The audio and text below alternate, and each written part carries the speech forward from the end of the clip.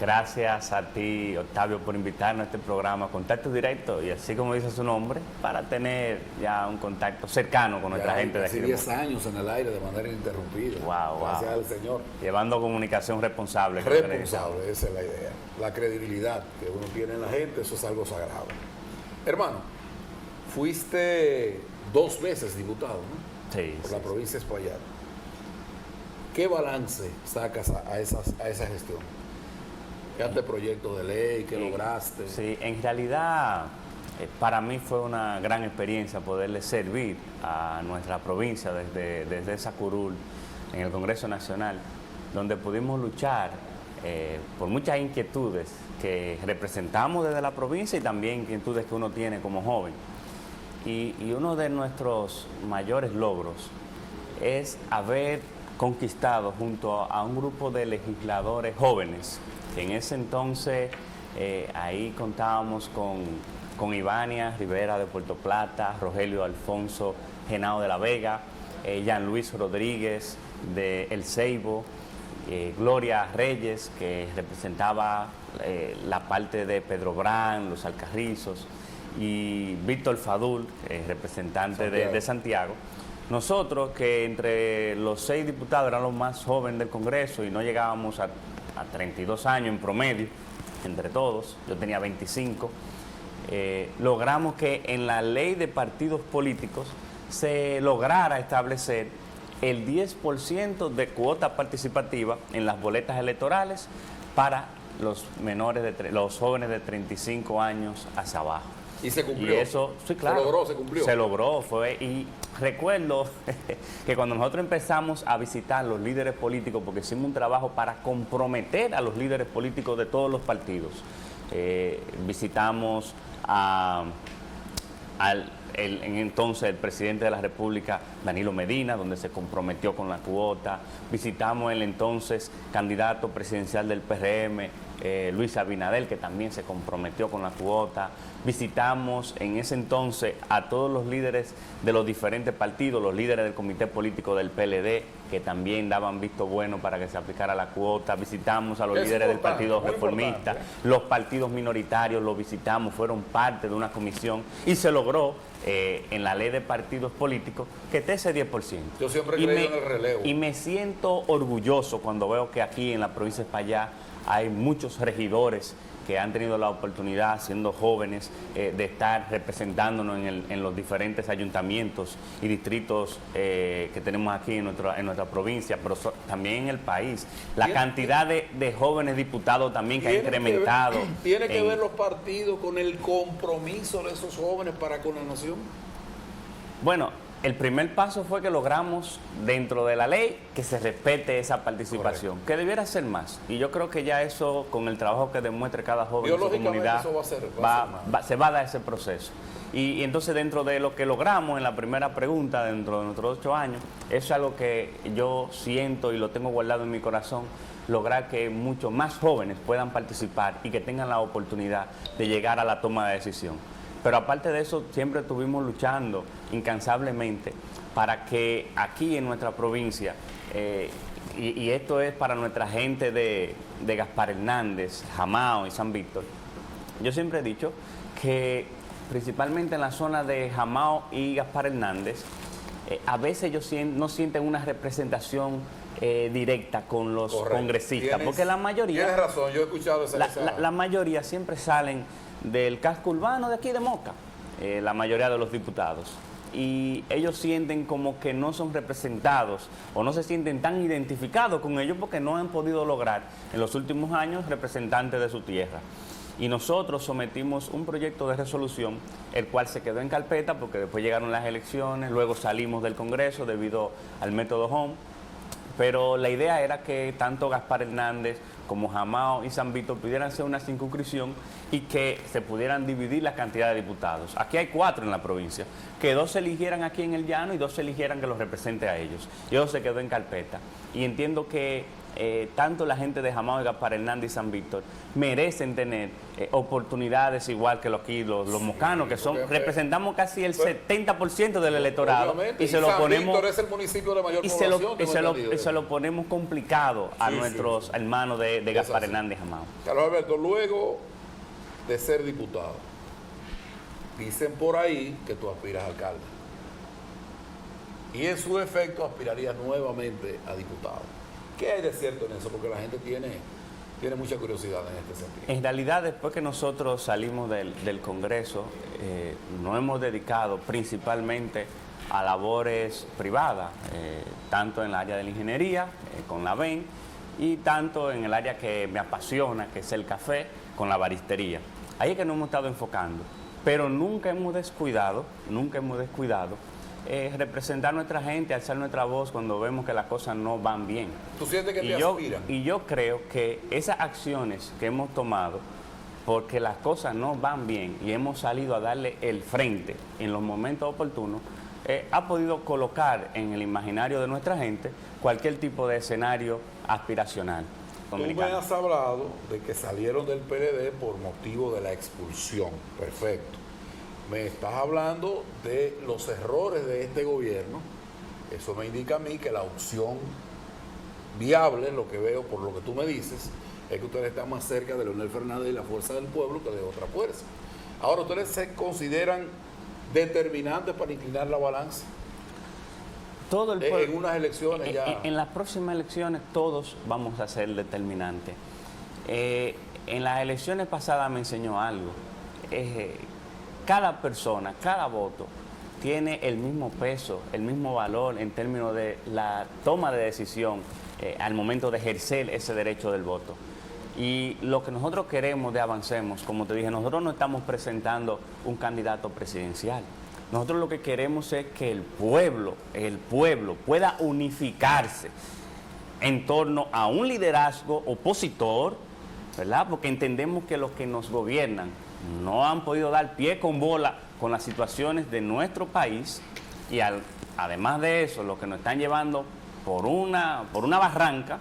Entonces, Avancemos lo que quiere es que se haga esa gran unificación, esa gran alianza con los sectores, con los sectores productivos, con los sectores políticos, con los sectores sociales, que todos sean parte de esa gran alianza.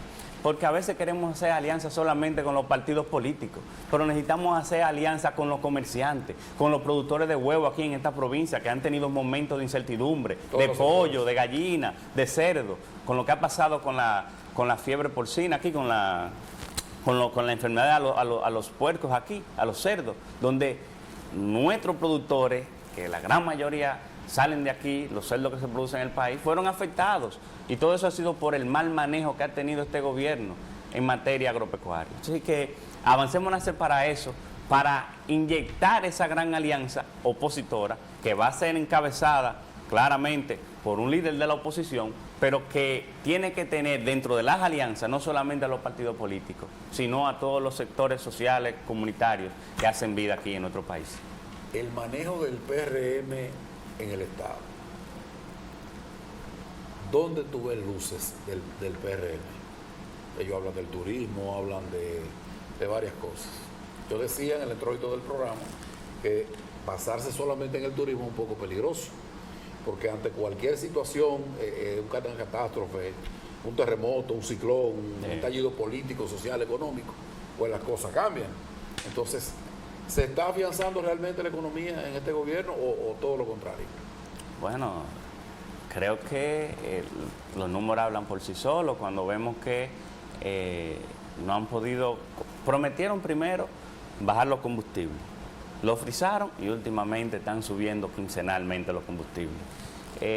La comida prometieron que iban a bajar la canasta básica, aumentaron la canasta básica. El ministro de Industria y Comercio dijo que no ha subido un solo producto de la canasta básica. Bueno, hay que evaluarlo. Y yo buscando veo que la canasta básica está en casi 50,000 pesos. Si evaluamos del 2020 a la fecha, yo creo que no ha parado de subir, que es diferente. Entonces, ellos hicieron muchas promesas que no han podido cumplir. Muchas promesas. ¿Y los puntos luminosos del gobierno? Es que este es un gobierno donde los puntos luminosos pueden ser como un punto de un lápiz en una hoja.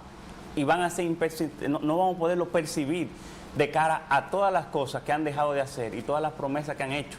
Esto ha sido un gobierno que lo único que hace es anunciar y prometer, pero no ejecutar y cumplir.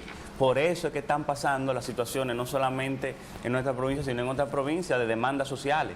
Aquí nosotros tenemos, claro, tenemos cosas palpables de promesas incumplidas.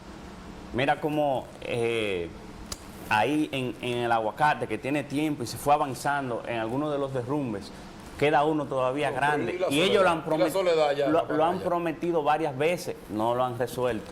En La Soledad van y prometen, no lo han resuelto. El cruce de Chelo ahora tienen un relajo, se reúnen con los comunitarios, se reúnen con el gobierno, porque ellos son el gobierno, que hagan lo que tengan que hacer. Entonces, creo que este gobierno se ha quedado solamente en promesas y en poca ejecución de obras en nuestra provincia. ¿Hay improvisación? Creo que sí. Y así lo percibe el pueblo dominicano. De tener la oportunidad, ¿cómo te gustaría representar? ¿En qué área? ¿Diputado nuevamente? En realidad yo me siento conforme de representar a mi provincia, a mi municipio, siempre donde ellos entiendan. Y donde sea que yo esté, que es lo que he tratado de demostrar, a veces no hay que estar en una función pública para uno exigir a los que gobiernan hacer las cosas como se debe. Uno lo puede hacer desde cualquier espacio. Nosotros lo estamos haciendo de la oposición.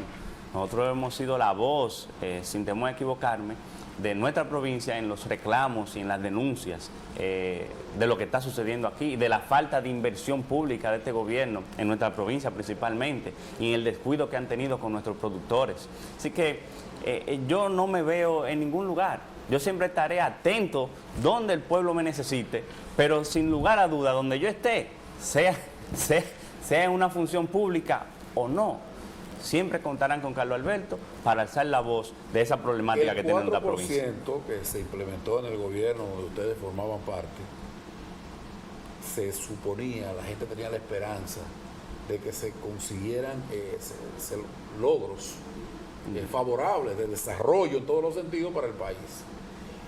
¿Cómo siente la educación en este momento en la República Dominicana? Para mí es algo preocupante y lo he dicho en innumerables ocasiones. Tú sabes que como mi padre fue ministro de Educación, por eso te hago la pregunta. No quiero que después se vea pero cuando se comenzó a ejecutar el 4% de la educación, que fue en el gobierno del presidente Danilo Medina, donde se ejecutó ese 4%, la primera etapa fue de construcciones de aulas y de escuelas.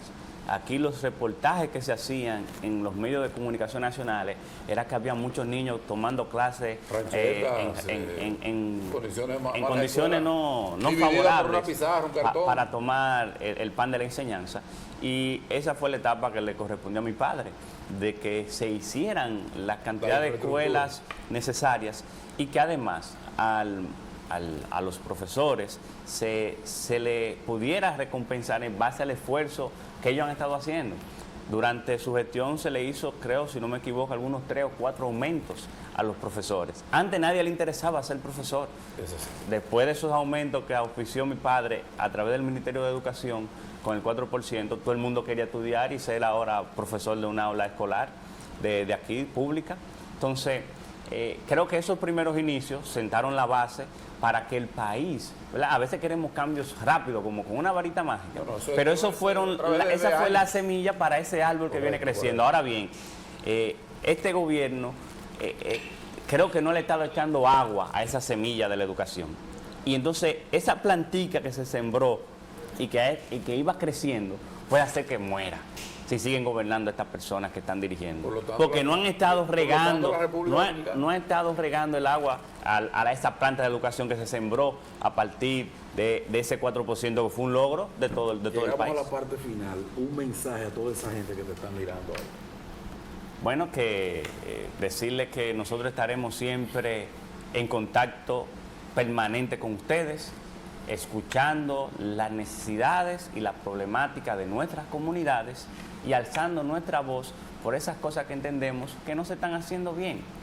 Así, cada uno de ustedes también tienen que hacerlo a través de sus redes sociales, a través de los grupos de WhatsApp, a través de su gente, porque tenemos entender que para nosotros conquistar la República Dominicana que queremos o la provincia de Espaillat que queremos, tiene que ser un esfuerzo colectivo de todos.